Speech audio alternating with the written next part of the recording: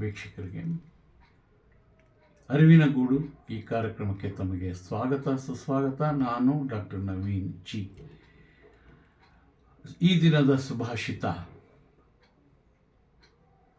ಹೃದಯಕ್ಕೆ ಅರಿವಾಗುವುದು ವಾತ್ಸಲ್ಯ.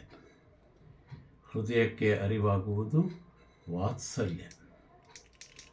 ಮನಸ್ಸಿಗೆ ಅರಿವಾಗುವುದು ಪ್ರೇಮ. ಮನಸ್ಸಿಗೆ ಅರಿವಾಗುವುದು ಪ್ರೇಮ. ಬುದ್ಧಿಗೆ ಅರಿವಾಗುವುದು ಜ್ಞಾನ. ಬುದ್ಧಿಗೆ ಅರಿವಾಗುವುದು ಜ್ಞಾನ. ಆತ್ಮಕ್ಕೆ ಅರಿವಾಗುವುದು ಧ್ಯಾನ. ತನ್ನನ್ನು ತಾನು ಅರಿಯುವುದೇ ಜೀವನ. ತನ್ನನ್ನು ತಾನು ಅರಿಯುವುದೇ ಜೀವನ. ಧನ್ಯವಾದ.